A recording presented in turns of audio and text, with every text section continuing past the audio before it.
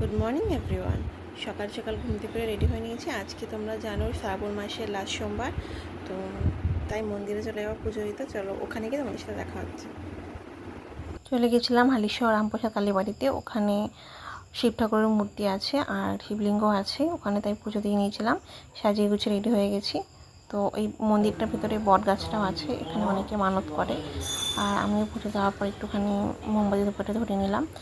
ঠাকুরমশাই ছিল, যেহেতু আমি উপোস করেছিলাম ওই জন্য একটু অঞ্জলি দিয়েছিলাম। তো এখান থেকে ভেতর থেকে ক্যামেরা করা বন্ধ, কিন্তু তবু লুকিয়ে লুকিয়ে আমি ক্যামেরা করছিলাম। এখানে পুজো হচ্ছিলো ঠাকুরের। আর এখানে ঠাকুরমশাইয়ের ব্যবহার ভীষণই ভালো। তোমরা যদি কেউ হালিশহরে থেকে থাকো অনেকে এখানে গিয়ে পুজো দিতে পারো। আর এখানে শ্রাবণ মাসে মানে কিছু ডেতে পুজোটা খুব ভালোভাবে হয়। আর তেমনভাবে ডেইলিও হয় পুজো, কিন্তু স্পেসিফিক রিজনে শ্রাবণ মাসে, তারপর শিব পুজোয় তখন ভালোভাবে একটু পুজো হয়।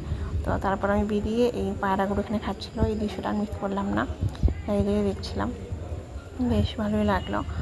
সকালটা খুব সুন্দর ছিল, ওয়েদারটা খুব ভালো, হালকা হালকা করে বৃষ্টি পড়ছিলো। তোমাদের কোথায় বৃষ্টি হচ্ছিলো আমাকে কমেন্টে জানিও। আর এখনকার এই শ্রাবণ মাসের ওয়েদারটা না খুব সুন্দর, আমার তো ভীষণ ভালো লাগে। আর তোমাদের কার কার ভালো লাগে একটু জানিও আমাকে। আর এই দিনে একটু শিব ঠাকুরটাকে ভালো করে সাজানো হয়, তো কত সুন্দরভাবে সাজিয়েছি। পরে তোমাদের দেখিনি, এটা পরে সাজানো হয়েছিল। তা ভাবলাম শুধু বাবার পুজো দিলে হবে, মায়েরও পুজো দিতে হবে, তাই মাকেও একটু পুজো দিয়ে নিলাম। তারপর বাড়ি চলে আসলাম। গুড নাইট ফ্রেন্ড, আজকের জন্য এইটুকুই। আবার দেখা হচ্ছে নেক্সট ব্লগে। আর সাবস্ক্রাইব করতে ভুলো না কিন্তু।